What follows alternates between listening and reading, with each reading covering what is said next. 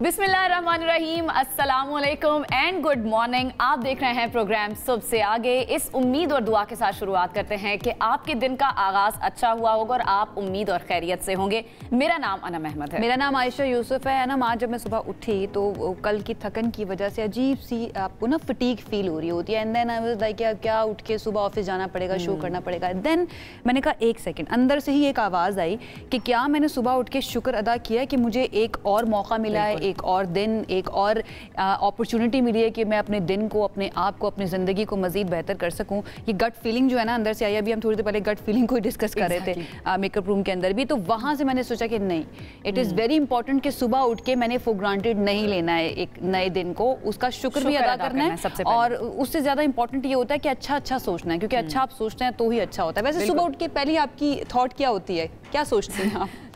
Funny जवाब है मेरा तो, क्योंकि सुबह उठ के पहली थॉट मेरी यही होती है कि दोबारा सो जाऊं। तो दोबारा सो जाती हो या उठना पड़ता है? पहली सोच यही आती है, अच्छा अलार्म बजाए, बंद करो, सो जाओ। तो आप उनमें से तो नहीं है जो 10-12 अलार्म लगाकर? 10-12 नहीं, मेरे 2-3 जरूर होते हैं। अच्छा, दो तो मेरे भी होते हैं। बहरहाल जी, यहाँ पर टेक अवे जो है ना वो ये है कि हमने फॉर ग्रांटेड नहीं लेना है नए दिन को। जब भी नए दिन का आगाज़ हो तो इट इज़ वेरी इंपॉर्टेंट कि हम उसकी अहमियत को समझें भी और उस पर शुक्र भी अदा करें, क्योंकि शुक्र जितना ज़्यादा अदा करेंगे तो अल्लाह ताला का ये निज़ाम है कि आपको उतना ज़्यादा ही मिलता जाएगा।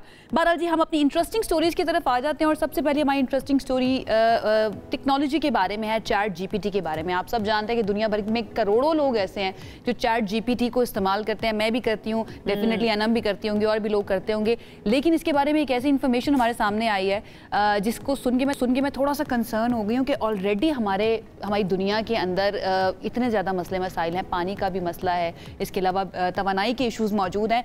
चैट जीपीटी हमारे हर सवाल के बदले पानी भी इस्तेमाल करता है ना, और उसके साथ साथ बिजली भी इस्तेमाल करता है। इस सवाल का जवाब जो है वो ओपन एआई के चीफ एग्जीक्यूटिव ने इन दिनों एक ब्लॉग पोस्ट करके दिया है। उन्होंने ये दावा किया है कि चैट जीपीटी सारिफ के एक सवाल का जवाब देने के लिए औसतन 0.000085 गैलन पानी या एक चाय के चम्मच के 1/15 हिस्से के बराबर पानी खर्च किया जाता है। तो ये बड़ी इंटरेस्टिंग बात है। वैसे हम में से मेरे ख्याल से किसी को भी इस बारे में कोई पता ही नहीं था। इंटरेस्टिंग नहीं है, ये खतरनाक बात है, हमारे फ्यूचर के लिए खतरनाक बात है। ऑलरेडी हम क्लाइमेट चेंज से गुजर रहे हैं। पानी को हमें बहुत ज़्यादा प्रिजर्व करने की ज़रूरत है, कंजर्व करने की ज़रूरत है। लेकिन अगर आपको पता है वक्त के साथ साथ चैट जीपीटी का इस्तेमाल बहुत ज़्यादा बढ़ता जा रहा है और जितना ज़्यादा बढ़ेगा उतने ज़्यादा ये मसले पैदा होंगे। खैर जी, औसतन एक सवाल का जवाब देने के लिए चैट जीपीटी जो है वो 0.34 वाट बिजली खर्च करता है, यानी कि इतनी बिजली जो एक ओवन 1 सेकंड के अंदर खर्च करता है,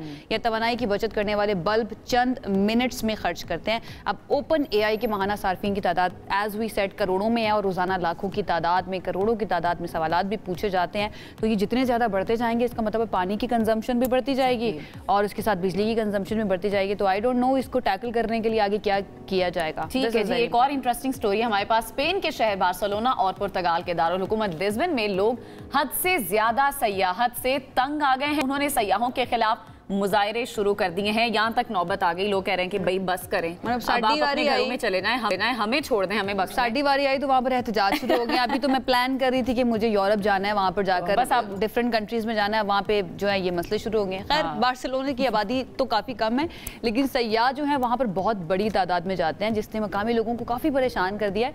और मुजाहिरीन ये कह रहे हैं कि यहाँ पर पहले के मुकाबले में 4 गुना ज़्यादा सयाह आ रहे हैं और रिहाइश के अखराजात बहुत बढ़ गए हैं। अच्छा, ये एक बहुत इंपॉर्टेंट इशू है। यहाँ पर गवर्नमेंट को रोल प्ले करना चाहिए कि जो वहां पर रहने वाले हैं उनके लिए रिहाइश महंगी ना हो, उसको थोड़ा सा रेगुलराइज कर दिया जाए तो ये वाले मसले नहीं होंगे। अदरवाइज फिर हमारे लिए तो मजीद महंगी होती जाएंगी चीजें। ऑलरेडी हमारे बजट के अंदर नए नए टैक्सेस लग रहे हैं, टिकट्स इतने ज्यादा महंगे हो गए हैं, वहां पे भी एहतजाज शुरू हो जाएगा ना, फिर तो मुझे मुश्किल लग रहा है, मुश्किलात पैदा हो जाएंगी। आप मेरे ख्याल से अपना जो प्लान करी थी जाने का वो किसी और तरफ रुख मोड़ लें, कोई साउथ अफ्रीका चली जाए, अभी यूरोप ना जाए, वहां वाले तो उधर भी कम नहीं है, उधर भी सिचुएशन कम नहीं है। इटली का रुख करते हैं, जहां पर एक चीनी खातून सयाह ने इजाफी सामान ले जाने की इजाजत ना मिलने पर एयरपोर्ट पर तामा खड़ा कर दिया है। तो इंतजामिया की जानिब से चीनी खातून सयाह को उनके लगेज पर इजाफी पैसे देने पर सामान निकालने का कहा, तो खातून को इंतजामिया की ये बात बिल्कुल पसंद नहीं आई और उन्होंने वहां पर वो जो कहते हैं ना फर्श पर लेट कर रोना पीटना डाल दिया। तो वो ऐसी सूरत तो कहते हैं रोना पिटन डाल दिया, पिटन डाल दिया। खैर मुझे वो याद आ गया, हम अपने घर के अंदर भी बच्चों को देखते हैं, ठीक है, लेकिन समटाइम जो है ना वो माँ बाप से चंडे में पड़ जाते हैं अगर बच्चे नहीं मान रहे होते। तो इस खातून ने ये सोचा कि मैं बच्चों की तरह टेंट्रम्स थ्रो करूंगी तो शायद यहाँ पर मेरी बात मान ली जाए। फिर हुआ क्या उसके साथ? लेकिन हुआ ये कि वहाँ पर जो एयरलाइन थी वो उसको छोड़कर चली गई, जहाज उसके बगैर ही उड़ गया। यहाँ से अब हमें क्या सबक मिलता है कि सिर्फ हमारे माँ बाप ही हैं जो हमारे बारे में सोच सकते हैं या हमारे टेंट्रम्स को बर्दाश्त कर सकते हैं या फिर हमारा ख्याल रख सकते हैं। हर कोई नहीं रख सकता, जो क्लेम भी कर रहा है ना वो भी नहीं रख सकता। आगे बढ़ जाते हैं और हमने कुछ बात करनी है इस वक्त मुल्क के अंदर ही, पूरी दुनिया के अंदर जो टेंशन की सूरत हाल है उस पर हमने करनी है बात। लेकिन पाकिस्तान और ईरान के दरमियान गवातर का साहिल जो है उसके करीब तकरीबन 15 फीट नीली वेल मछली मुर्दा हालत में पाई गई है। वाकई की इत्तला एक मकामी माहीगीर ने दी थी जो उस वक्त समंदर में मछलियां भी पकड़ रहा था। जी हाँ, माहिरीन के मुताबिक वेल की मौत चंद रोज कबल वाक़ हो गई थी। तो ये जो हम क्लाइमेट चेंज की बात करते हैं, शायद ये उसी का ही एक पहलू जो हमें नजर आ रहा है कि जो समुद्र के ये ब्लू वेल जो है ना अनम, इसके बारे में कहा जाता है कि ये उन स्पीसीज में से जो बहुत इंडेंजर्ड हैं। 10,000 से 25,000 पूरी दुनिया के अंदर हैं और दुनिया भर में बड़ी कोशिश की जाती है कि इनका ख्याल भी रखा जाए, इनको बचाया भी जा सके और हैबिटेबल माहौल इनको फराहम किया जा सके। और पाकिस्तान के अंदर चंद साइटिंग्स इनकी हुई हैं और अब ये सिचुएशन है तो डेफिनेटली दुनिया भर की जो आलमी तंजीमें हैं जो जंगली हयात को देखती हैं उनके लिए कोशिश की जा रही है कि उनको बचाया जा सके। बहरहाल हमारा जो आज का टॉपिक सबसे पहला जिसके ऊपर हम बाकायदा तौर पर बात करते हैं, अमेरिका और इजराइल का मामला है जो किसी सूरत हमें रुकता हुआ नजर नहीं आ रहा है, ये बढ़ता ही जा रहा है। ईरान का इजराइल पर मिसाइल और ड्रोन से एक और बड़ा हमला देखा गया। तल अवीव और हैफा की बात की जाए, यहाँ पर अहदाफ को निशाना बनाया गया और हैफा रिफाइनरी में पैदावार मुकम्मल तौर पर रुक गई है और इस हमले में 3 मुलाजमीन भी हलाक हुए हैं। ईरान की जानिब से पैदर पे हमले किए गए हैं और इसराइल में कई इमारतें जो हैं वो खंडर भी बन गई। बिल्कुल, और गाड़ियों में भी आग लग गई है। ईरानी हमलों में अब तक 25 इसराइली हलाक होने की खबरें सामने आई हैं। इसके अलावा 400 से ज़ायद जख्मी भी हुए हैं। ईरान के इसराइली शहरियों को तल अवीव खाली करने की हिदायत भी सामने आई हैं। तो ईरान का एक और F-35 तैयारा गिराने का दावा भी सामने आया है, जबकि दूसरी जानिब आयरन डोम डिफेंस सिस्टम इसराइल के लिए ही अपने लिए ही मुसीबत बनने लगा है। फायर किए गए मिसाइल वापस इसराइली इमारतों को ही हिट करने लगे हैं। ये इसराइल के लिए जरूर एक कंसर्निंग फैक्टर होगा। ऐसे ही तो इसराइल ने भी ईरान पर ताज़ा दोबारा से हमला किया है। अब ये जवाबुल जवाब की जंग चल रही है। अब हम सारी दुनिया की नजरें हैं कि ये कहाँ थमेगी। एस्केलेशन कहीं पर जाकर रुकने का नाम नहीं ले रही है। ट्रंप की जानिब से इस तरह के बयानात आ रहे हैं कि तेहरान ये जंग हार रहा है, उसको मुज़ाकरात की टेबल पर आ जाना चाहिए। नाउ द क्वेश्चन इज कि ईरान तो ऑलरेडी मुज़ाकरात की टेबल पर मौजूद था, ये तो इसराइल ने अटैक किया, इसराइल अग्रेसर है यहाँ पर, तो वो जब ऑलरेडी मौजूद था तो फिर अब ये कहना कि दोबारा से मुज़ाकरात की टेबल पर आ जाए तो इट इज़ बियॉन्ड अंडरस्टैंडिंग। इसके ऊपर बात कर लेते हैं। हमारे साथ इस वक्त मौजूद हैं एग्जीक्यूटिव डायरेक्टर हैं centre for international strategic studies के अली सरवर नकवी साहब और साबिक सफ़ीर भी हैं। उनसे इस बारे में बात करते हैं, वो जानते हैं कि वो कैसे एनालाइज करें सारी सिचुएशन को। नकवी साहब, बहुत शुक्रिया हमें ज्वाइन करने के लिए। आई होप आप बिल्कुल ठीक ठाक होंगे। कैसे आप देख रहे हैं सारी सिचुएशन को और आपको स्ट्रैटेजी किसकी मजबूत नजर आ रही है? ईरान का इंटेलिजेंस फेलियर था, उसको मान भी रहे थे, लेकिन ईरान ने फिर सरप्राइज भी किया है क्योंकि उससे ऐसी डिफेंस कैपेबिलिटीज एक्सपेक्ट नहीं की जा रही थी। देखिए, ईरान तो विक्टिम है ऑफ एग्रेशन, यानी कि जाहिरियत इजराइल की तरफ से हुई है, ईरान पे हमला हुआ है बिला जवाज और बैनुल अक़वामी क़वानीन के खिलाफ वर्जी के तरफ के वजह से। तो ये एक बहुत ही परेशान कुन बात है कि किसी भी दुनिया में किसी भी जगह अगर एक मुल्क किसी और मुल्क पे हमला कर दे तो आप समझते हैं वो कोई उसका जवाब बन सकता है? नो। तो ये अव्वल तो एग्रेसर है इजराइल।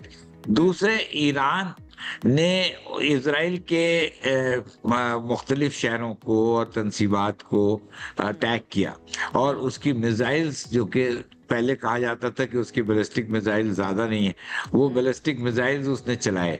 फिर उसके बाद हाइपरसोनिक मिसाइल्स भी चलाए जो कि साउंड बैरियर से भी ज़्यादा तेज़ होता है। तो ईरान ने वहाँ काफ़ी डैमेज किया है। अब इजराइल ने भी ईरान में, तेहरान में डैमेज किया है और उनके न्यूक्लियर इंस्टॉलेशंस, नातांज वगैरह में भी उन्होंने बमबारी की है। लेकिन मैं समझता हूँ कि अगर इन दोनों का देखा जाए तो इजराइल की जो आबादी है उसमें बर्दाश्त नहीं है, उसमें टॉलरेंस ऑफ डिफिकल्ट सिचुएशन वो नहीं है, क्योंकि ईरान में वहाँ की आवाम जो है वो इन सारी सिचुएशंस को फेस कर चुकी है।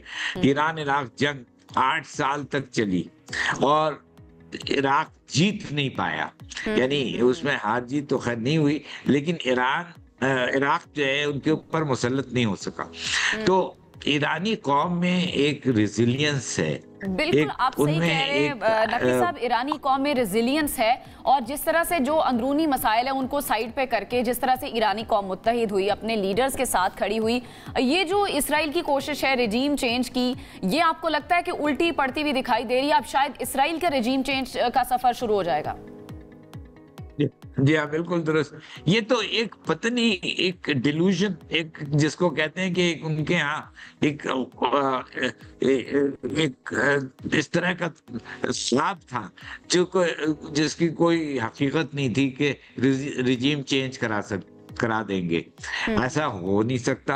ईरानी कौम बड़ी मुत्तहिद है और वो अपने गवर्नमेंट के साथ हो गई है, यानी पहले अगर तनकीद वगैरह हो भी रही थी तो अब वो गवर्नमेंट के साथ।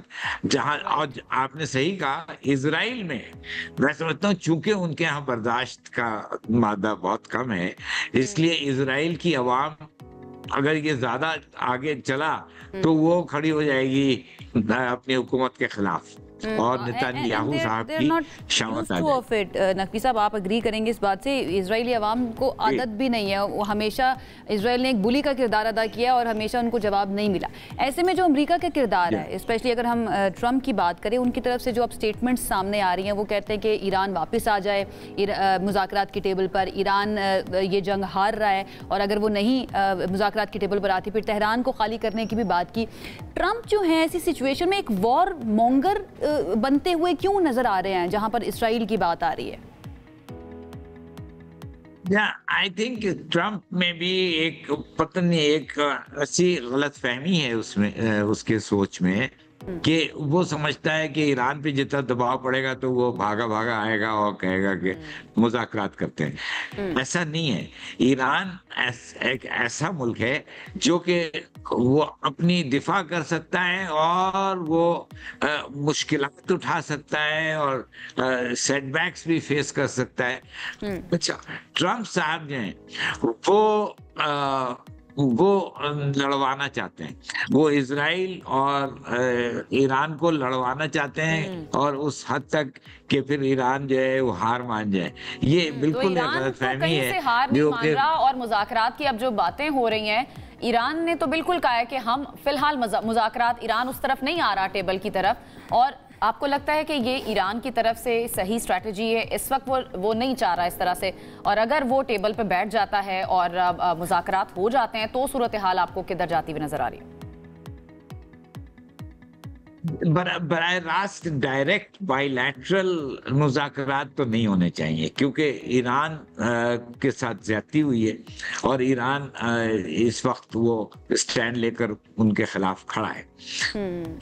अलबत्ता सलामती काउंसिल, अक़वाम मुत्तहिदा की सलामती काउंसिल, सिक्योरिटी काउंसिल कुछ कर सकती है और उसमें पाकिस्तान इस वक्त इत्तेफाक से नॉन परमानेंट मेंबर है। तो पाकिस्तान एक अहम रोल अदा कर सकता है। पाकिस्तान जंग, लोग कहते हैं पाकिस्तान ईरान का साथ देगा, पाकिस्तान जंग में साथ नहीं देगा, पाकिस्तान अमन की तरफ जाएगा। पाकिस्तान कोशिश करेगा कि अमन कायम हो। अच्छा नकवी साहब, वेस्टर्न मीडिया की तरफ जब हम देखते हैं तो वो एक मरतबा फिर से, जैसे फ़लस्तीन और इजराइल की सिचुएशन के अंदर इजराइल को बार बार कहते थे कि उनको अपने दिफा का हक हासिल है, एक मरतबा फिर से इस सिचुएशन में भी बार बार कह रहे हैं कि इजराइल को अपने दिफा का मुकम्मल हक हासिल है, तो वो जो अटैक्स कर रहा है बिल्कुल ठीक कर रहा है। हालांकि इस सिचुएशन के अंदर क्या दुनिया इतनी बेवकूफ़ है या बेवकूफ़ समझते हैं कि ईरान पर अटैक हुआ, एक सॉवरन कंट्री के ऊपर अटैक हुआ, और उसका जब उन्होंने जवाब दिया तो अग्रेसर उसको कहा जा रहा है कि ईरान अग्रेशन कर रहा है और इजराइल जो है उसको डिफेंस कर रहा है। तो ये हिपोक्रेसी समझ नहीं आती है ना नकवी साहब? भी हिपोक्रेसी है, उलटती है, लॉजिक पूरी उलटती है, लेकिन हकीकत जो है वो दुनिया जानती है और उसका एतराफ भी कर रही है। अब आज सुबह मैंने देखा कि फिनलैंड जो कि यूरोप का एक मुल्क है, उसने ये ऐलान किया है कि इजराइल जो ईरान के साथ ज्यादती कर रहा है, एग्रेशन कर रहा है, वो बहुत गलत है। तो मैं समझता हूँ कि आहिस्ता आहिस्ता इस चीज का एहसास दुनिया को होगा। बहरहाल ईरान जो है वो एक ऐसा मुल्क है जो कि चाहे एहसास हो ना हो वो अपनी दिफा करेगा और अपनी स्ट्रेटेजी वही रखेगा कि वो इनको काउंटर करे जिस हद तक वो कर सकता है। तो आई थिंक अब देखते हैं आगे। बिल्कुल, सबकी नजरें जो है वो इस ऑनगोइंग सिचुएशन के ऊपर है। बहुत शुक्रिया अली सरवर नकवी साहब हमारे साथ मौजूद थे, इस सारी सिचुएशन पर अपना एनालिसिस पेश कर रहे थे। अब एक और मामला जो है वो पाकिस्तान का नेबर भी है ईरान, और पाकिस्तान और ईरान की सरहद जो है वो साथ लगती भी है। अब ऐसी सिचुएशन में हमें अपनी सरहदों के ऊपर भी नज़र रखने की ज़रूरत है। ब्यूरो चीफ कोयटा जो है अयूब तरीन, वो इस वक्त हमारे साथ मौजूद है कोयटा से। उनसे जानते हैं कि वो सरहद के ऊपर क्या सिचुएशन देख रहे हैं पाकिस्तान और ईरान की। तरीन साहब, शुक्रिया ज्वाइन करने के लिए। सबसे पहले तो पाक ईरान बॉर्डर के ऊपर जो आमद और रफ्त है उसकी क्या आप अपडेट देंगे? क्या वहां पर मामूल के मुताबिक चल रहा है या कुछ तब्दीली देख रहे हैं आप? जी बिल्कुल आयशा, इस वक्त अगर हम बात करेंगे पाकिस्तान और ईरान की बॉर्डर की, तो पाकिस्तान और ईरान के दरमियान तकरीबन 900 किलोमीटर का एक तवील बॉर्डर है जिसमें समंदर भी है और ज़मीनी रास्ते भी है। लेकिन जो हमारे और ईरान के दरमियान 3 अहम मुकामात है जिस पे ट्रांजिट और लोगों की आमदरफ्त वो होती है। उसमें एक तफ्तान है जो ईरान के साथ हमारा लगता है बॉर्डर, और इस तरह ग्वादर है और मंद है। ये 3 मुकामात है।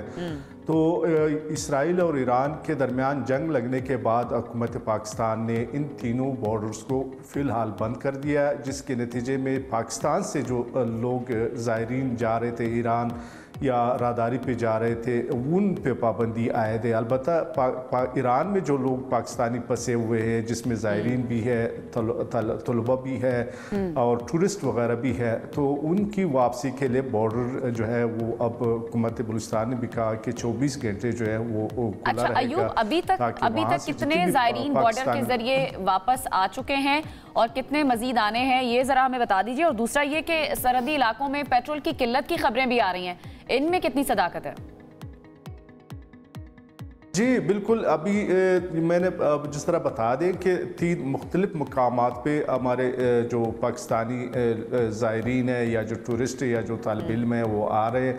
तो रात गए तक जो है तफ्तान बॉर्डर पर के अगर हम बात करेंगे तो लगभग 600 के करीब लोग जो आ चुके हैं, उसमें ज़्यादातर तलबा है, क्योंकि ज़ायरीन का अभी वहाँ जाने का जो वक्त है वो अभी शुरू नहीं हुआ है। तो इस वजह से ज़ायरीन की तादाद इस वक्त ईरान में बहुत कम है।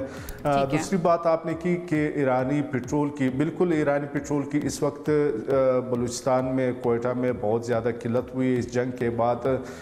बल्कि ईद से 1 हफ्ता पहले जो है वो ईरानी पेट्रोल की पाकिस्तान में दाखिला बंद हो चुका है, जिसकी वजह से इस वक्त बलूचिस्तान में, कोयटा में पेट्रोल की भी सख्त किल्लत है। और अब ज़िले इंतज़ामिया की जानिब से भी ये कहा जा रहा है कि तमाम पेट्रोल पंप पे 24 घंटे पेट्रोल की फराहमी को यकीनी बनाया जाएगा। लेकिन ओवरऑल अगर हम देखते हैं तो अब भी लोगों को मुश्किलात का सामना है। लोगों को ओवरऑल जो है वो मुश्किलात का सामना जरूर करना पड़ रहा है। अयूब तरीन, बहुत बहुत शुक्रिया। आपने हमें पेट्रोलियम मसनूआत के हवाले से भी हमने बात करनी है। जिस तरह अयूब बता रहे थे कि वहाँ पर जो बॉर्डर एरियाज है वहाँ पर पेट्रोल की किल्लत, ईरानी पेट्रोल की किल्लत हुई है, तो हुकूमत के हवाले से भी हमने बात करनी है। लेकिन पहले ब्रेक शामिल कर लें, ब्रेक की तरफ जाते हैं। ब्रेक से वापस आएंगे तो कुछ बजट की बारे में भी बात करेंगे कि महंगाई कहाँ तक पहुँच चुकी है, पेट्रोलियम मसनूआत की कीमतों में इजाफा हो गया है। ब्रेक के बाद बात करेंगे, साथ रहिए।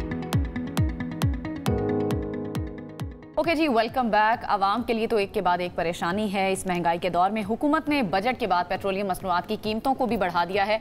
आइंदा 15 रोज़ के लिए पेट्रोल की कीमत में 4 रुपये 80 पैसे फी लीटर, जबकि डीजल की कीमत में 7 रुपये 95 पैसे फी लीटर का इजाफा किया है। और इससे आप, मैं, हम सब इफेक्ट होने वाले हैं। लेकिन आपने हमारी हिम्मत चेक की, हम फिर भी मुस्कुरा रहे होते हैं यहाँ पर खड़े होकर। गैर जी, पेट्रोल की नई कीमत जो है वो 258 रुपये 43 पैसे फी लीटर, जबकि डीजल की नई कीमत 262 रुपये 64 पैसे फी लीटर मुकर्रर हो चुकी है। ये इजाफा एक ऐसे वक्त में किया गया है कि आवाम ऑलरेडी महंगाई की चक्की में पिसते चले जा रहे हैं, टैक्सेस हैं, रोज़मर्रा के अखराजात जो हैं बहुत ज़्यादा बढ़ते जा रहे हैं, परचेजिंग पावर कम होती जा रही है और नया बजट जो है वो कई तरह के नए टैक्सेस की जद में भी है। इस पर बात करें तो हमारे साथ मौजूद है हमारे मईशत डॉक्टर खाकान नजीब। अक्सर आप उनको हमारे शो के अंदर देखते हैं, अपना एनालिसिस वो पेश करते हैं, इकोनॉमी के ऊपर उनसे बात करते हैं। Thank you so much doctor साहब हमें ज्वाइन करने के लिए। सबसे पहले तो ये नए टैक्सेस, आप ब्रेक में वैसे हम बात कर रहे थे कि बहुत कम लगाए गए हैं, बट अगेन लगाए गए हैं ये नए टैक्सेस। कौन कौन से नए टैक्सेस हैं जो आवाम को डायरेक्टली या इनडायरेक्टली हिट कर सकते हैं और देन अगेन परचेजिंग पावर कम हो जाएगी और महंगाई बढ़ जाएगी? आपने दुरुस्त फरमाया। सो ये एक फिस्कल कंसोलिडेशन, आसान लफ्जों में उसका मतलब है कि जो हुकूमत खर्च करती है और जो हुकूमत कमाती है उसको मिनिमम रखने का बजट है। IMF के साथ जो मुल्क भी एंगेज होते हैं, और ये मैं पाकिस्तान के बारे में नहीं, दुनिया भर में आई वर्क इंटरनेशनली काम करता हूँ, तो यही एक प्रिस्क्रिप्शन है कि आप ये जो लीकेज है यानी कि अपना जो डेफिसिट है उसको कम से कम रखें। तो ये बजट जो है अगर एक सेंटेंस में एक्सप्लेन करना हो तो उस तरफ एक कोशिश है। टैक्सेस इसलिए नहीं लगाने पड़े कि पीछे से बहुत सालों से तवातर से हम नए पॉलिसी के इक़दाम, चाहे आपकी इनकम्स पे हो, कॉर्पोरेट पे हो, हम देखते आ रहे हैं। इसमें 312 अरब रुपए के एग्जैक्ट टैक्सेस हैं नए जो हैं, उनमें सोलर पे 18% आपने देखा कि एक GST की तब्दीली आई है। इसी तरह छोटे मोटे कोई और टैक्सेस हैं जो आपने इस बजट में देखे हैं, पर कोई ऐसा खातिर खा जिसे कहेंगे टैक्स नहीं है जो कि लोगों की जिंदगी। लेकिन डॉक्टर साहब ये जो बजट के फौरन बाद ये जो पेट्रोलियम मसनूआत हैं उनमें इजाफा कर दिया जाना, यानी पेट्रोल अब 4 रुपए 80 पैसे बढ़ा दिया गया है और डीजल की कीमत में भी ठीक ठाक इजाफा हुआ है, तो ये कितना इफेक्ट करेगा आवाम को?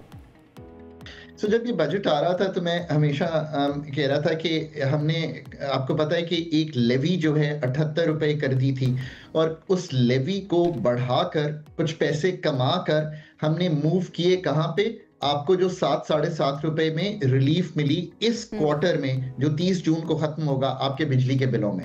सो ये बिल्कुल इसमें क्लैरिटी रखें, स्पेशली जो मैन्युफैक्चरिंग को मिली। मैंने तब भी कहा था कि अगर इंटरनेशनली बिजली की कीमत चेंज हो जाए तो ये जो क्रॉस सब्सिडी है ना, मैं अनम से लेके आयशा को पैसे दे दूं, ये समटाइम्स डजंट वर्क। एग्जैक्टली यही हुआ। पिछले एग्जैक्टली 5 मई 2025 को जो तेल की कीमत थी वो $57 पर बैरल थी। आज जब मैं आपसे बात कर रहा हूं तो ये $73 पर बैरल है, यानी कि $16 पर बैरल या 30% इजाफा। तो हुकूमत को जो इंटरनेशनल कीमत का अदम तवाज़न है, कुछ अब तो वॉर की वजह से अभी और भी पास ऑन करना पड़ेगा आने वाली फोर्टनाइट में, तो वो पास ऑन करना। दूसरा ये भी याद रखिए कि रुपया 280 के करीब था, आज 283 के करीब है। तो अगर 1% वहां पे कमजोरी आई है तो हमारे नाज़रीन को भी समझाएं कि एक आम बंदे का जो लिविंग स्टैंडर्ड है उस पर क्या फर्क पड़ेगा, वो ऊपर जाएगा या वो वहीं रहेगा या थोड़ा नीचे जाएगा इस बजट के बाद? आयशा, मैं हमेशा ये कहता था कि पाकिस्तान में देखिए जो पिछले 2-3 साल में हमने महंगाई की शरह में बढ़ना देखा है 29-24%, इस साल वो 5% हो गया। तो पहली चीज तो यह है कि अगर हम टीवी आप दोनों की सैलरी 10% बढ़ा दे इस साल, जो पब्लिक इस वक्त इंस्टीट्यूशंस में बढ़ी है, तो आपकी सैलरी फिर ज्यादा बढ़ेगी और जो कीमतें हैं ऑन द एवरेज वो 5% बढ़ेंगी। फिर तो आपका लिविंग स्टैंडर्ड जो है या वही रहेगा या थोड़ा सा बेहतर हो जाएगा। पर अगर आपकी सैलरी 10% के करीब नहीं बढ़ती तो आपका लिविंग स्टैंडर्ड, जो कि पिछले 3 साल में हिट हुआ है, किसी की भी सैलरी 29 या 24% नहीं बढ़ती रही। इतनी मुझे खुशी होती है ना आप जब भी ये मिसाल देते हैं, क्योंकि मुझे लगता है कि ना ये मैनिफेस्ट हो ही जाना है इंशाल्लाह, ये 10 से ज्यादा हो जाना है। अच्छा, मेरा जो अब सवाल है वो पहली जो हम बात कर रहे थे नए टैक्सेस के बारे में, उससे रिलेटेड है। ये जो स्ट्रैटेजी है जो कि हम पता नहीं कितने अरसे से देखते आ रहे हैं, जब भी कोई नया बजट आता है तो नए टैक्सेस सामने आते हैं। टैक्स नेट को बढ़ाना और टैक्स कलेक्शन को बढ़ाना, क्या इसका हल सिर्फ नए टैक्सेस लगाना ही है या फिर जो टैक्स नेट में नहीं है उनको टैक्स नेट के अंदर लेकर आना है और टैक्स रिफॉर्म्स करना है? देखिए, एक तो GST, फिर फाटा पाटा की एग्जेम्पशंस गई, इस तरह की कई चीजें हुई, ई कॉमर्स पे टैक्स लगा, तो कुछ तो ये 312 अरब है। पाकिस्तान में 2 मसाइल हैं। एक मसला ये है कि retailers, wholesalers, agri income, real estate, ये उस तरह प्रॉपरली टैक्स नेट में नहीं है जिस तरह होना चाहिए, जो आपने जिक्र किया। ये एक प्रॉब्लम है जो बहुत टॉक्ड अबाउट है। एक दूसरी प्रॉब्लम है पाकिस्तान, दूसरी प्रॉब्लम है कि टैक्स गैप्स हैं बहुत, यानी कि जो टैक्स लागू है वो भी जो क्लासेस दे रही हैं वो कहती हैं हम टैक्स दे रहे हैं, पर वो उस सतह पर नहीं दे रही, बिकॉज हमारा ऑडिट का निज़ाम, यानी कि हम सेल्फ असेसमेंट स्कीम में है ना, जिसका मतलब है 5% पूरे मुल्क का जो टैक्स के नोटिस आपको जाते हैं या आप आते हैं उस ज़मन में, सिर्फ 5% है। 95% तो जो लिखते हैं वो बांध लेते हैं। तो दो चीजें की गई हैं, 312 के नए टैक्सेस हैं, तो जो 400 अरब है वो इन्फोर्समेंट से आ रहा है। आपको पता है आजकल बहुत बात हो रही है कि अरेस्ट की पावर्स गलत हैं, सिर्फ अरेस्ट की बात नहीं है। नोटिस तो ले लिया वैसे प्राइम मिनिस्टर ने, उसके ऊपर बड़ी रेजिस्टेंस आई है, बड़ा अपोज किया गया है। तो अगर सजा जजा का कोई कॉन्सेप्ट इस तरह से नहीं होगा टैक्स एवेडर्स के लिए, तो यू थिंक कि इम्प्लीमेंटेशन हो पाएगी या ज्यादा टैक्स नेट में ला पाएंगे हम इन तबकात को जो टैक्स नहीं दे रहे? So absolutely, देखिए enforcement has been a very weak area। हम लास्ट जब 13-16 का IMF के साथ एंगेजमेंट कर रहे थे, क्योंकि वो मैं रन करता था पाकिस्तान के लिए, तो बार बार IMF के साथ जब मैं कहता था कि हम एनफोर्समेंट से इतने पैसे ले आएंगे, so they were always very uncomfortable with this, because हमारी एनफोर्समेंट की पावर, पहले तो लॉज की जो सुखम है जिसकी वजह से बार बार कोर्ट स्टेज हो जाते हैं। आपको पता है हजारों अरब रुपया इस वक्त भी कोर्ट स्टेज में है। सो पहली बात। दूसरी बात यह है कि क्या डिजिटलाइजेशन, जिसमें आपके हर सिगरेट पे क्या लिखा हुआ है कि ये स्टैंप है, क्या आपके हर बेवरेज पे है, क्या आपके सीमेंट पे है, क्या आपके शुगर पे है, ये वो सेक्टर्स हैं जिसमें जीएसटी आप तो पे कर रहे हैं दोनों, पर वो रिकवर नहीं हो रहा। क्या आप ये कर रहे हैं? डॉक्टर साहब, अब चूंकि वक्त की कमी है, बहुत बहुत शुक्रिया डॉक्टर खाकान नजीब साहब, आपने हमें ज्वाइन किया। हमें एक ब्रेक की तरफ बढ़ना है, ब्रेक से वापस आएंगे, कुछ मजीद मामला पर बात करेंगे।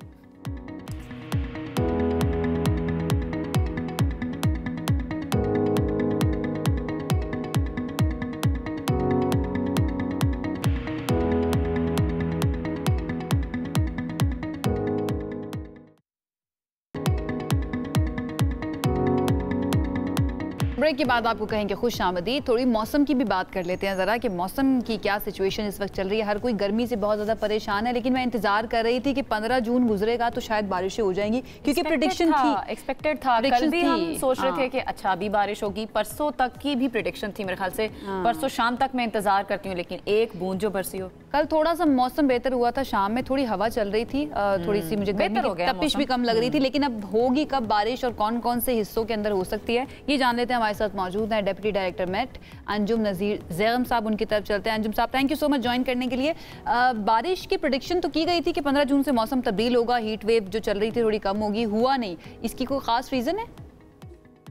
जी बहुत शुक्रिया। देखें, आपने बात की परसों की भी और कल की भी। परसों भी कराची के कुछ इलाकों में बूंदाबांदी हुई, कल भी कराची के कुछ इलाकों में बूंदाबांदी हुई और कुछ इलाकों में बारिश भी हुई, जैसे गडाब और बैरिया टाउन वगैरह के इलाकों में। सिस्टम बिल्कुल मौजूद था और एक्सपेक्टेड था कि शहर में कुछ हल्की या कुछ इलाकों में दरमियानी बारिश हो जाए, लेकिन वो इवेंट आइसोलेटेड हुए, क्योंकि जो सिस्टम इस वक्त इंडियन गुजरात के साथ मुल्हिका बहरे अरब में था, वो आगे की तरफ जो है मूव नहीं हुआ हमारी तरफ, वो वापस इंडिया की तरफ चला गया, जिसकी वजह से हमने कल पूरा दिन गर्मी महसूस की शहर भर में। और आज भी अनफॉर्चुनेटली 11 बजे दर्जे हरारत 39 डिग्री सेंटीग्रेड तक पहुंच गया है और नमी का तनासब तकरीबन 41% के करीब इस्लामाबाद में भी बारिश एक्सपेक्टेड थी, हम उसकी बात कर रहे थे कि यहाँ पे नहीं हुई। हाँ जी, इस्लामाबाद में भी लाइट रेन का चांस था, लेकिन वो सिलसिला नहीं डेवलप हो पाया। ताहम लाहौर के कुछ इलाकों में कल बूंदाबांदी की इतलात थी। आज अभी इस्लामाबाद में बारिश के फिलहाल को खास इम्कानात मौजूद नहीं है। अभी मौसम जो है कुछ गर्म रहेगा और एक्सपेक्टेड ये है कि 25 तारीख से मानसून का बाकायदा आगाज मुल्क में हो जाएगा और 25 तारीख से आने वाले सिलसिले में इस बात की तवक्को है कि मुल्क के तकरीबन 70 से 80% इलाकों में बारिश हो जाएगी। ठीक है, ये जो हीट वेव का सिलसिला चल रहा था, जरा उसके बारे में भी बता दें।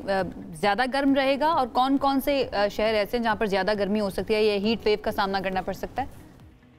देखें जी, हीट वेव तो तकरीबन काफी हद तक सब्सिडेंस हो गई जो हमने ईद के दिनों में गर्मी देखी। ताहम आने वाले दिनों में जुमेरात से लेकर तो 24 तारीख तक जो है मुल्क के अक्सर इलाकों में मौसम गर्म रहेगा, जिसमें जनूबी पंजाब, वस्ती पंजाब, इवन इस्लामाबाद में भी टेम्परेचर राइज रहेगा। सिंध के जो अपर सिंध के इलाके हैं, बलोचिस्तान के कुछ इलाकों में जो है वो मौसम गर्म रहेगा।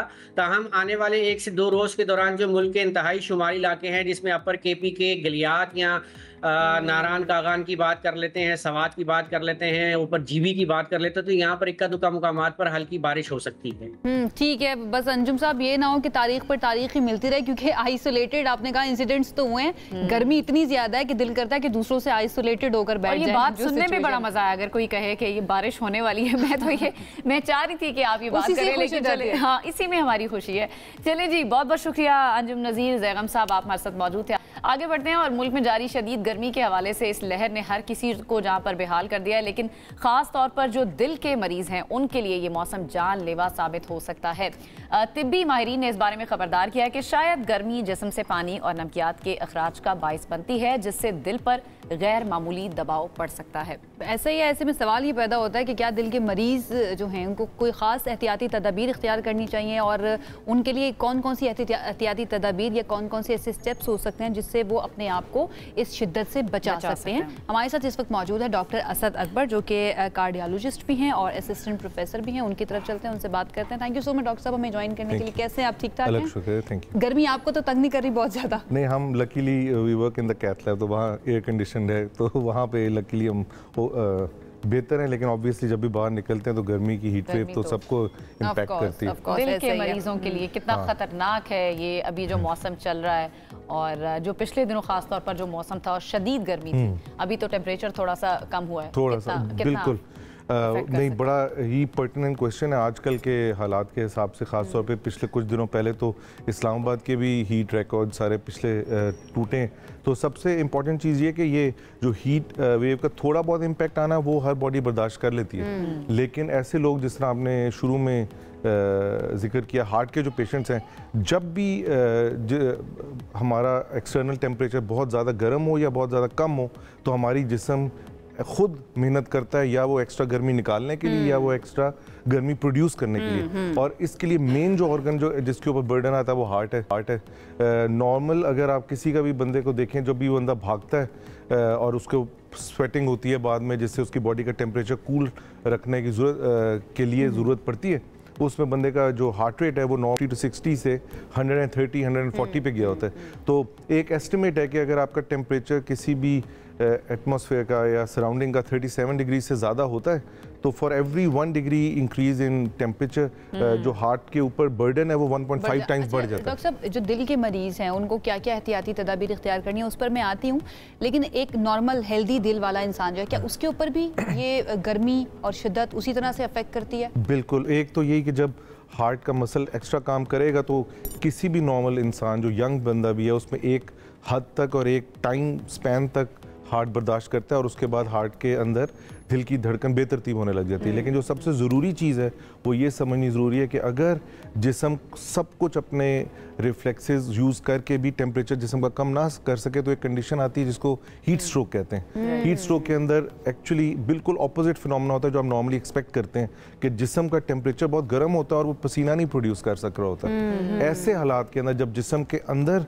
टेम्परेचर इतना ज़्यादा हो जाए तो उसमें हमारे जिस्म के बहुत से टिश्यूज़ हैं जो तोड़ फोड़ का शिकार होते हैं, जिसमें सबसे टॉप पे ब्रेन और सेकंड नंबर पे मसल्स हैं जो आपके हैं। ये जब टूटते हैं तो इनका जो मादा प्रोड्यूस होता है वो आपकी किडनीज़ को भी फेल कर सकता है। और सेकेंडली ये जो आपके इलेक्ट्रोलाइट्स कम हो जाते हैं, नमकियात की जो कमी है पसीने के अंदर, उसकी वजह से भी दिल की धड़कन भी बेतरतीब हो सकती है, प्लस आपकी किडनीज पे अगेन बहुत एक्स्ट्रा बर्डन दोनों के लिए मुख्तलिफ है? नहीं, दोनों के लिए काफ़ी सिमिलर है और मेरे ख्याल उसको आप डिवाइड करें, एक तो अपने एनवायरनमेंट और फिर अपने आप पे। अगर एनवायरनमेंट को देखें तो एक तो अगेन जितना कोशिश कर सकते हैं एयर कंडीशन एनवायरनमेंट में रहें, नहीं एयर कंडीशन एनवायरनमेंट अवेलेबल तो एटलीस्ट सन का जो एक्सपोजर का टाइम है उसको कम कर लें और दिन के टाइम जरा कम निकलें। ये जो 11 to 3 o'clock का टाइम है, 11 PM से 3 PM। और फिर तीसरे नंबर जो कपड़े हैं वो ज़रा लूज फिटिंग पहने, हाइड्रेशन का अच्छा ख्याल रखें। और हार्ट के पेशेंट्स अगर वो ऐसी दवाइयों पे हैं जो डायूरेटिक हैं यानी जो यूरिन लाती हैं उनको कम करना पड़ेगा। खाने पीने में क्या एहतियात कर सकते हैं? कोई मशरूबात, कोई ठंडी चीज़ें जो आपके लिए बेहतर हो, मुफीद हो, क्या हो सकता है? मेरा ख्याल है अगेन सिंपल पानी सबसे बेस्ट है। अगर आपको बहुत ज़्यादा स्वेटिंग है या आप एक्सरसाइज करके आए हैं तो एक तो अगेन एक्सरसाइज के दरमियान में वक्फे लें जो आप पहले बेशक नहीं लेते और आपको नहीं भी ज़रूरत। ORS वगैरह is very suitable. Heart failure के मरीज़ या हार्ट के पेशेंट ORS इतना फ्रीली ना लें, सिंपल पानी इज़ इनफ। लेकिन जो ज़्यादा ज़रूरी चीज़ है वो ये कि एनर्जी ड्रिंक्स या कैफीन कंटेनिंग ड्रिंक्स अच्छा ये कम करें। ईद कुर्बान गुजरी है तो बड़ा लोगों ने हाथ जो है ना वो गोश्त के ऊपर रखा हुआ है, उसके बारे में ज़रा बताइए। एक तो हार्ट पेशेंट, मेरे दोनों पेरेंट्स जो हैं वो दोनों हार्ट पेशेंट हैं, मैं चाहूँगी वो भी ज़रा अच्छे से सुन ले। वैसे बहुत एहतियात करते हैं बट अगेन हम उनको कहते रहते हैं। देखें, एक तो बात यह है कि किसी को भी कोई चीज़ कम्प्लीटली मना नहीं है, हम लोग बहुत सख्ती करते हैं और फिर लोग छुप के खाते हैं, वो ज़्यादा एक्सेस में खा लेते हैं। एक तो ज़रूर एंजॉय करें लेकिन पोर्शन कम रखें। ये जो रेड मीट है, चाहे छोटा है चाहे बड़ा है, इसके अंदर अपना सॉल्ट का कंटेंट बहुत ज़्यादा है। तो ऐसे लोग जिनका दिल का पट्टा कमज़ोर है या ब्लड प्रेशर के मरीज़ हैं, इन दोनों के अंदर थोड़ा सा भी एक्सेस नमक हो जाए आउट ऑफ द ऑर्डिनरी तो इवन मटन, हाँ मटन मैंने कहते हैं कि मटन तो ठीक है बेटा हमारे लिए, मटन की जो वाहिद चीज़ जो ठीक है वो उसका कोलेस्ट्रॉल का कंटेंट है वो थोड़ा कम है, स्टिल वाइट मीट से फिर भी ज़्यादा है फिश और चिकन से। लेकिन अगर ओवरऑल देखा जाए तो जी उसमें फैट का कंटेंट कम है लेकिन सॉल्ट का कंटेंट है।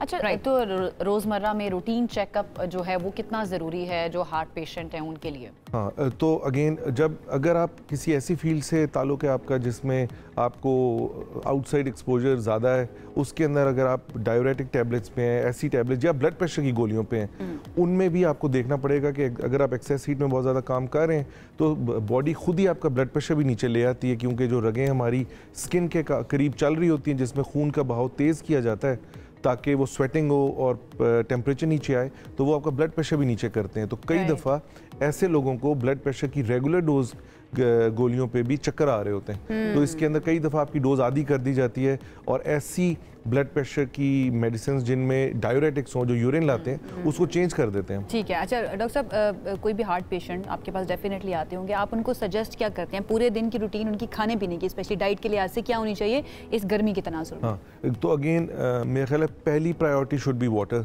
कि आप सुबह उठ के खाने पीने से पहले 1 से 2 गिलास पानी पिएं, क्योंकि अगेन सुबह के वक्त हमारा मैदा सुखड़ा होता है तो वो इतना ज़्यादा खाना अपने अंदर एब्जॉर्ब नहीं कर सकता, तो उसमें पहली प्रायोरिटी आप पानी को दें। सेकेंडली वक्फे से 1 से 2 घंटे के बाद 6 to 8 ग्लासेस ऑफ वाटर तो हमारी नॉर्मल हाइड्रेशन की ज़रूरत है। अगर आप लोगों को आदत है जो कि टिपिकली हम सबको ये चाय या कॉफ़ी की, तो टिपिकली अगर आप 1 कप कॉफ़ी पीते हैं, ब्लैक कॉफ़ी की बात कर रहा हूँ, तो आपको 2 ग्लासेस ऑफ वाटर उसको कंपनसेट करने के लिए पीने पड़ते हैं। अच्छा, डिहाइड्रेशन के लिए तो अभी जो कि गर्मियाँ चल रही हैं तो मिल्क शेक्स या इस तरह की चीज़ें, और दूसरा कुछ लोग जो ये नहीं पसंद करते वो कोल्ड ड्रिंक्स की तरफ चले जाते हैं, वो कितना डैमेजिंग? ये दोनों ही गलत हैं। एक तो कोई भी फ्रेश फ्रूट लें, 99% जो फ्रूट्स हैं अगर आप वो पूरा एज अ होल कंज्यूम करते हैं तो आपकी शुगर लेवल्स भी इतने ज़्यादा फ्लक्चुएट नहीं करते। जूसेस की तरफ ही इशारा करने लगी। तो फ्रेश जूसेस जिसको स्पेशली ऑरेंज जूस जिसको हम बड़ा हेल्दी मानते हैं, वो शुगर के पेशेंट्स में तो बहुत ख़राब है, क्योंकि वो आपके शुगर की स्पाइक्स आती हैं जिसकी वजह से आपके पैंक्रियाज पे भी इशू आता है और इसके अलावा वज़न भी बढ़ने के बड़े चांसेस हैं। तो फ्रेश जूसेस को अवॉइड करें, पूरा फ्रूट लें, ऐसे फ्रूट जिनमें मे बी फ्लूइड कंटेंट ज़्यादा है, ये तरबूज हो गए, वाटरमेलन, मेलन्स वगैरह, इनके अंदर फाइबर थोड़ा कम है, लेकिन गर्मी के अंदर लकीली ये अवेलेबल बड़ी फ्रीली होते हैं। तो बिल्कुल ही अवॉइड करें, वो तो बिल्कुल चीनी है। और एक्चुअली ये कोल्ड ड्रिंक्स आपको उस वक्त बड़ी अट्रैक्ट कर रही होती हैं जब आपको प्यास लगी होती है, लेकिन ये एक्चुअली शुगर का कंटेंट इनमें ज़्यादा है, ये जिस्म के अंदर जाके आपकी डिहाइड्रेशन को वर्स कर देती है। तो इसलिए सिंपल वाटर इनटेक, या ये मेरे ख्याल है पाकिस्तानी एनवायरनमेंट में ये जो स्कंजवी है लेमन के साथ और थोड़ा सा नमक डाल के, ये बेस्ट है। तो फिर डॉक्टर साहब जो रेस्टोरेंट में जाके इवन घर में जब दावतें हों तो हम फिर बिल्कुल ना मंगवाएं कोल्ड ड्रिंक्स? कॉम्बिनेशन है कोल्ड ड्रिंक का कि गोश्त भी लो और वो भी ले, बिल्कुल। तो सब कुछ बनवा के जा रहे हैं। इसके अंदर कुछ न्यूट्रिशनिस्ट कहते हैं कि अगर आपको आदत है तो ये जो डाइट सोडाज हैं, ये बजाय इसके कि आप प्रॉपर फुल कोक लें या वो, उसकी बजाय आप डाइट सोडाज ले लें। अगेन बेस्ट नहीं है, लेकिन अगर वर्स्ट केस सिनेरियो कभी कभार में आप यूज कर लें, वो बेहतर है। अब आपकी कभी कभार की और मेरी कभी कभार की डेफिनेशन डिफरेंट हो सकती है। ठीक है, बहुत शुक्रिया। डॉक्टर असद अकबर हमारे साथ मौजूद थे, और तमाम जो के दिल के मरीज हैं या फिर उनके बच्चे जो देख रहे हैं, आपने अपने पेरेंट्स का इस तरह से ख्याल रखना है, उनकी पानी की इंटेक बहुत अच्छी होनी चाहिए, हाइड्रेशन अच्छी होनी चाहिए, खाने पीने का भी बहुत ज़्यादा ख्याल रखते हैं, और कोशिश करें कि वो औकात जब धूप बहुत ज़्यादा है, गर्मी की शिद्दत बहुत ज़्यादा है, तो घर से बाहर ना निकले। एक ब्रेक की तरफ जाते हैं, ब्रेक से वापस आएंगे तो हमारे पास और भी अहम टॉपिक्स हैं और भी अहम मेहमान हैं जिनसे आपकी मुलाकात करवानी है। साथ रहिए। Welcome back once again. आपको पता है हम ऐसे ऐसे टॉपिक्स आपके लिए लेकर आते हैं जो कि ना सिर्फ आपकी रोज़मर्रा ज़िंदगी के बारे में होते हैं बल्कि हमारे फ्यूचर के लिए भी बहुत ज़्यादा इंपॉर्टेंट होते हैं। आज की अगर बात करें तो दुनिया भर में world day to combat desertification and drought मनाया जा रहा है। ये दिन ज़मीन को बंजर होने से बचाने, पानी की कमी के बहरान की जानिब तवज्जो दिलाने और माहौलियाती तहफ़्फ़ुज़ के बारे में शऊर उजागर करने के लिए हर साल मनाया जाता है और ये बताने के लिए कि ज़मीन का सब्र जो है वो जवाब दे रहा है, तो इसके लिए हमें कुछ करने की ज़रूरत है। नाउ द क्वेश्चन इज़, क्या पाकिस्तान के अंदर वो इकदाम किए जा रहे हैं और जो कि इम्पोर्टेंट है हमारे फ्यूचर के लिए? और आयशा, इम्पोर्टेंट ये भी है कि पाकिस्तान का शुमार उन ममालिक में हो रहा है जहां ज़मीन का बंजर होना, पानी का ज़िया और मौसमियाती तब्दीलियां रोज़ का जो है वो स्केड्यूल बन चुकी हैं और ये तशवीशनाक हालत जो है वो इख्तियार कर रही है। हमारे यहाँ 60% से ज़ायद पानी पहले ही जुज़वी तौर पर बंजर जो ज़मीन है वो हो चुकी है और ज़ेरे ज़मीन पानी की सतह मुसलसल मज़ीद अब नीचे जा रही है। मगर सवालात हैं कुछ कि क्या हम भी अपनी पॉलिसी को तब्दील करेंगे इस हवाले से या नहीं, और हुकूमत इस बारे में कुछ कर रही है? हमारी हुकूमत की तरजीहात में शामिल है या नहीं है, या सिर्फ हुकूमत ने इंडिविजुअली हमारी तरजीहात में ये चीज़ शामिल है कि हमने वाटर कंजर्व किस तरह से करना है? इस पर बात करने के लिए आज हमारे साथ मौजूद है मुमताज़ माहिर माहौलियात है और आबी उमूर के माहिर हैं डॉक्टर हसन अब्बास साहब। हमें स्टूडियोज़ में ज्वाइन किया, उनको कहते हैं डॉक्टर साहब थैंक यू सो मच हमें ज्वाइन करने के लिए। ठीक ठाक हैं आप? मैं ठीक हूँ। ज़बरदस्त। सबसे पहले तो ये जो आज का दिन है इसकी सिग्निफिकेंस के बारे में थोड़ा सा एलैबोरेट करिएगा, क्यों ये मनाना शुरू किया गया और कब से मनाया जा रहा है? देखिए, ये जो डिजर्टिफिकेशन है ना, ये बेसिकली ज़मीन का में पानी का कम होना और उसमें से जो नबातात हैं, जो उसमें से ग्रीनरी है उसका ख़त्म होना, उसको डिजर्टिफिकेशन कहते हैं। और ग्रीनरी का ख़त्म होने की सबसे बड़ी वजह जो है वो पानी का कम होना और टेम्परेचर का बढ़ना है। ओके। तो उसकी वजह से दुनिया के बहुत से ऐसे खित्ते हैं इस वक्त जो कि डिजर्टिफिकेशन का शिकार हो रहे हैं। ग्लोबल वार्मिंग भी इसके अंदर एक किरदार अदा कर रही है। एग्जैक्टली, ग्लोबल वार्मिंग का इसमें बहुत सिग्निफिकेंट रोल है। उसी की वजह से आपके हाइड्रोलॉजिकल साइकिल्स डिस्टर्ब होते हैं। असल में ग्लोबल वार्मिंग जो है ना, वो उसको थोड़ा सा अगर आप इस तरह से देखें ना कि जब हीट ज़्यादा होती है तो हवा गर्म होती है और जो समुंदर का पानी है वो भी गर्म हो जाता है। जो गर्म हवा है वो ज़्यादा बुखारात उठा सकती है पानी की, और जो गर्म समुंदर है वो ज़्यादा बुखारात छोड़ सकता है। तो अल्टीमेटली ग्लोबल वार्मिंग से ज़्यादा बड़े बादल बन रहे हैं और ज्यादा बारिशें हो रही हैं दुनिया में ओवरऑल। तो जिस तरह आप बात कर रहे हैं ये तो बड़ा कंसर्निंग है। पाकिस्तानी गवर्नमेंट इस बारे में क्या कर रही है? कोई इकदाम, कोई स्टेप्स ले रही है? देखिए, गवर्नमेंट के अपनी मिनिस्ट्री ऑफ क्लाइमेट चेंज भी है और वाटर की मिनिस्ट्रीज भी हैं और आई एम श्योर कि वो काफ़ी कुछ कर रहे होंगे। लेकिन प्रॉब्लम हमारी जो मिनिस्ट्रीज और ब्यूरोक्रेसी के साथ ये हैं कि हमारी ब्यूरोक्रेसी जो है वो कॉलोनियल मॉडल पे बनी हुई है, जिस ज़माने में इन चीज़ों की कोई ख़ास इम्पैक्ट नहीं था और ब्यूरोक्रेटिक प्रोसीजर्स को और उनके जो मॉडल्स हैं उनको बदलना या उनकी उसकी जो है वो उसके सिस्टम में चेंज करना बहुत मुश्किल है। ग्राउंड रियलिटी डॉक्टर साहब क्या है? पाकिस्तान के अंदर भी क्या ऐसे इलाके हैं जहां पर ड्राउट हो रहा है या फिर ड्राउट के खतरात हैं या फिर डिजर्टिफिकेशन हो रही है? अगर मैं पूरे पाकिस्तान को एज अ सिस्टम देखूं तो तकरीबन पाकिस्तान का जो है वो 60 to 70% एरिया बलूचिस्तान को छोड़ के तकरीबन सारे का सारा इंडस बेसन में आता है। और इंडस बेसन जो है वो कुदरत ने कुछ इतना एक हीरा तख्लीक किया है हाइड्रोलॉजिकल टर्म्स में कि इसको लोग मिरेकल ऑफ हाइड्रोलॉजी भी कहते हैं इस बेसन को। ये वो बेसन है जिसमें आज तक कभी ड्राउट नहीं हुआ। और अगर कहीं पे इस वक्त ड्राउट छोटा मोटा है बलूचिस्तान के अलावा जो इंडस बेसन से बाहर के एरियाज हैं, तो वो it is because of our mismanagement, not because of कि वो कुदरती तौर पे कुछ। अच्छा, मिसमैनेजमेंट में क्या आता है? क्योंकि 70% पाकिस्तान जो है ज़राअत पे रिलाय करता है। जो हमारे तरीके हैं वो बड़े पुराने हैं। जो हमारा नहरी निज़ाम है उसमें पानी का ज़िया बहुत ज़्यादा है। तो क्या उन तरीकों को चेंज करके मॉडर्नाइजेशन की तरफ जाना ये इसका सोल्यूशन हो सकता है? एग्जैक्टली, इसका यही सोल्यूशन है। देखिए, आपका इस वक्त जो नहरी निज़ाम है ना, कहने को तो दुनिया का सबसे बड़ा कंटिन्यूअस सिस्टम है, लेकिन at the same time crop पर ड्रॉप इस सिस्टम की लोएस्ट है इन द वर्ल्ड। लेकिन डॉक्टर साहब, हम तो बड़ा प्राइड लेते हैं कि दुनिया का सबसे बड़ा इरिगेशन सिस्टम है पाकिस्तान के अंदर, लेकिन उसके अंदर भी आप कह रहे हैं मसले हैं। उस मसाइल ही सारे उसकी वजह से हैं। क्योंकि वो सिस्टम, देखिए ये जो सिस्टम है ना बहुत बड़ा तो है, लेकिन ये टेक्नोलॉजी कब बनी थी?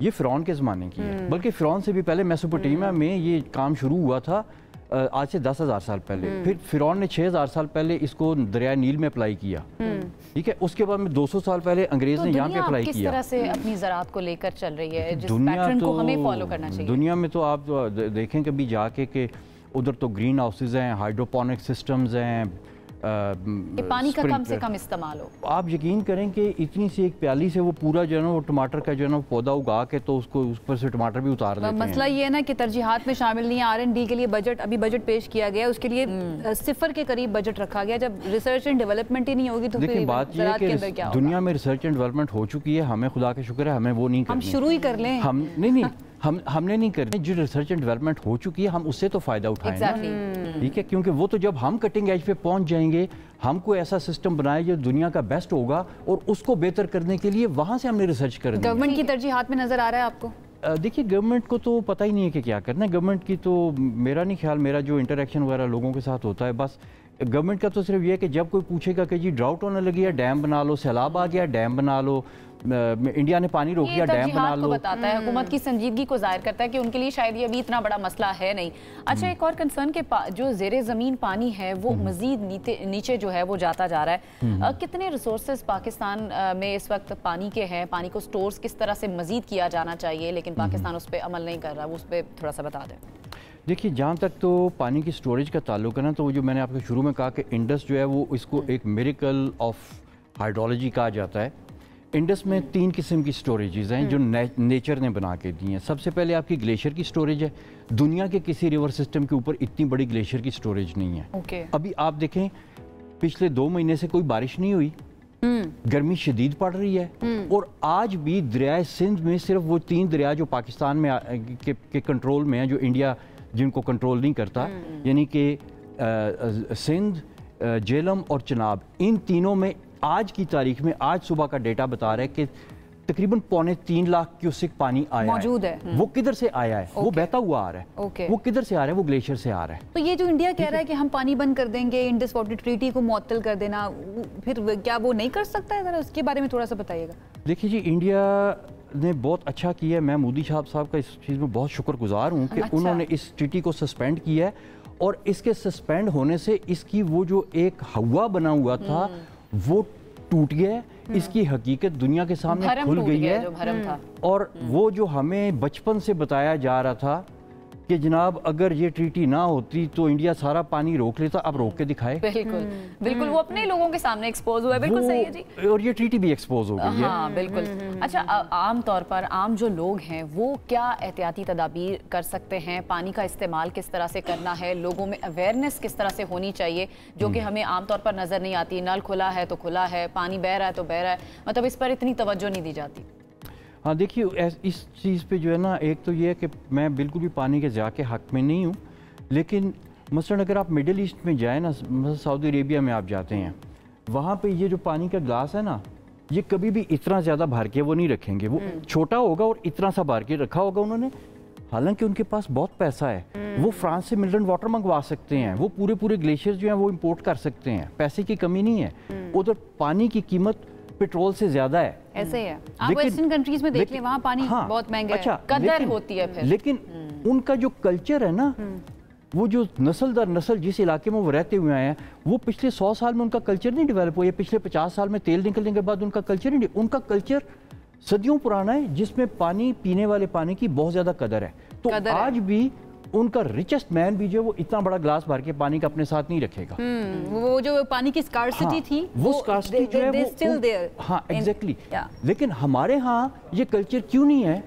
क्योंकि वी आर ए पीपल, हमारे आबाओ अजदाद से लेके अभी तक we had been reaching in a rich water area. Doctor साहब, ये अवेयरनेस अब यूनिवर्सिटीज लेवल पे, स्कूल्स लेवल पे, आपको लगता है एक मुहिम की बाकायदा जरूरत है ताकि आने वाली नस्लों को एजुकेट किया जा सके? देखिए, एजुकेशन में ये सारी चीजें होनी चाहिए। देखें, हमें तो ये भी कहा गया ना कि अगर पानी ज्यादा भी है तो आप उसको जाया ना करें। हमारे तो मजहब के अंदर ये हमें जो वो ये इंस्ट्रक्शंस दी गई हैं। तो बिल्कुल इसमें तो कोई शक नहीं है कि आपको कोई भी चीज़ ज़ाया नहीं करनी चाहिए। पानी के अलावा कोई भी चीज़ हो उसको ज़ाया नहीं करना चाहिए। Not that if you can afford you don't have a right to waste it. तो बिल्कुल भी ज़ाया नहीं करना चाहिए और इंडिविजुअल लेवल के ऊपर आपको पानी का ख्याल करना चाहिए। लेकिन जो मोस्ट इम्पॉर्टेंट हमारा, जो आपने शुरू में बात की कि हमारा सबसे ज़्यादा पानी जो ज़ाया होता है वो एग्रीकल्चर में होता है, और अगर आप उसको थोड़ा सा भी फिक्स कर लें, आप उसको 50% भी फिक्स कर लें, तो बहुत सारे मसाइल हल हो सकते हैं। तो आज का हमारा की टेक अवे इस सेगमेंट से ये होगा कि सिर्फ गवर्नमेंट के ऊपर डालकर जो है ना हम बड़ी जिम्मा नहीं हो सकते, इंडिविजुअली भी हमारी रिस्पॉन्सिबिलिटी है कि हम अपना रोल प्ले करें पानी को कंजर्व करने के लिए। बहुत शुक्रिया डॉक्टर साहब हमें ज्वाइन करने के लिए। इसके साथ ही हम एक ब्रेक की तरफ बढ़ना है, ब्रेक से वापस आएंगे, कुछ मजीद मामलात पर बात करेंगे। This segment is brought to you by Jazz and Allied Bank Limited.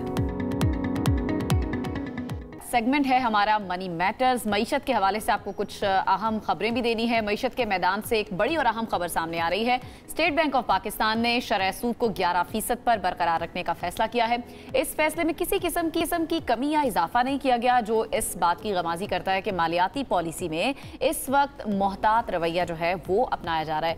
ये फैसला एक ऐसे वक्त में सामने आया जब पाकिस्तान को अंदरूनी तौर पर महंगाई और मालियाती खसारे जैसे बड़े बड़े चैलेंजेस जो हैं वो दरकार हैं। ऐसे ही है। दूसरी तरफ अगर हम आलमी सतह पर देखें तो वहाँ पर भी गैर यकीनी की सूरत हाल नजर आ रही है। खासतौर पर इसराइल और ईरान के दरमियान जो इस वक्त कॉन्फ्लिक्ट चल रहा है, जो कशीदगी है, उसके असरात क्या पाकिस्तान के ऊपर पड़ सकते हैं, बिल वास्ता या बिला वास्ता, इस पर बात करेंगे। लेकिन आगाज़ हम पॉलिसी रेट हैं जिसको 11% पर बरकरार रखा गया है। फरहान बुखारी साहब हमारे साथ मौजूद हैं एज यूजुअल, आज भी हमें ज्वाइन किया है, वेलकम करते हैं आपको।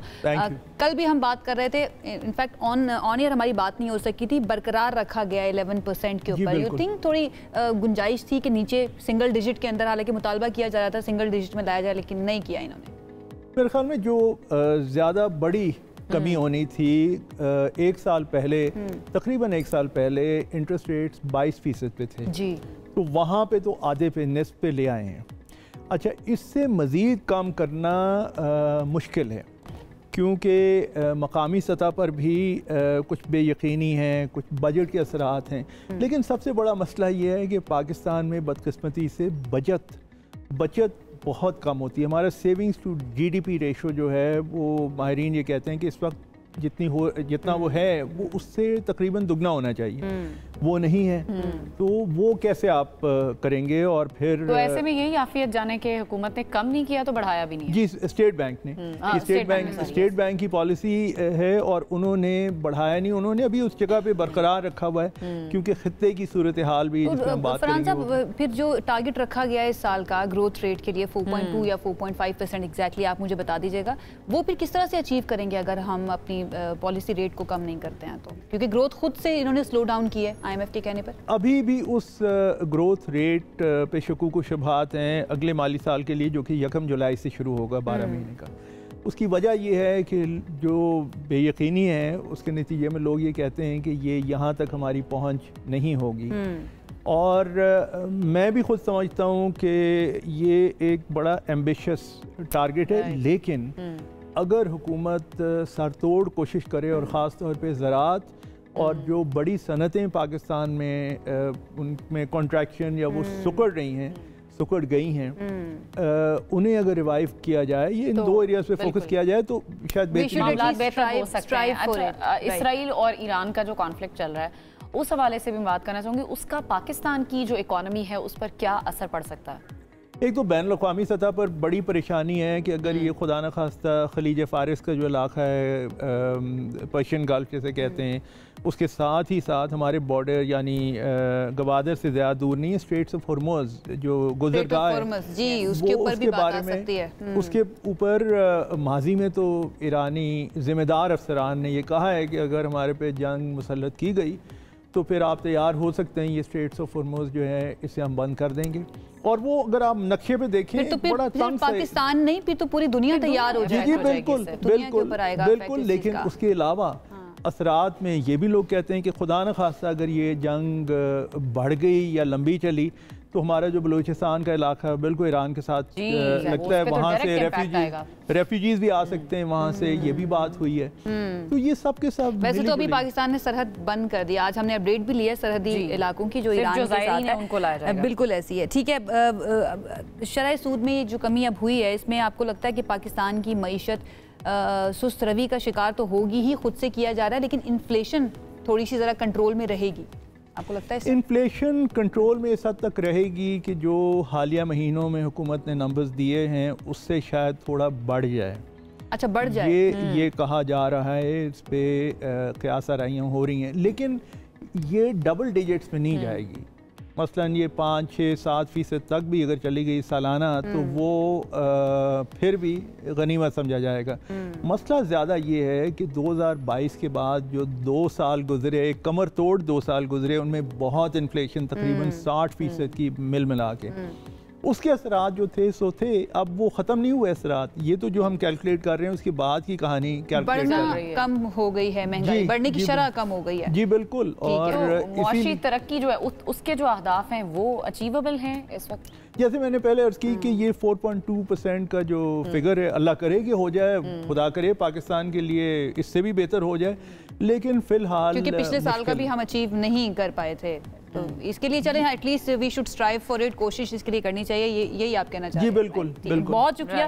फरहान बुखारी साहब हमारे साथ मौजूद थे। मईशत के ऊपर भी हमने आपको अपडेट कर दिया कि क्या सिचुएशन है। मॉनिटरी पॉलिसी रेट को बरकरार रखा गया है। लेट्स सी अब ग्रोथ के लिए गवर्नमेंट की जानिब से क्या किया जाता है। वैसे तो खुद ही स्लो किया गया है इसको। वक्त हमारे पास हो चुका है ख़त्म। इंशाल्लाह आपसे करेंगे कल मुलाकात। अपना बहुत ख्याल रखिए। अल्लाह हाफिज़।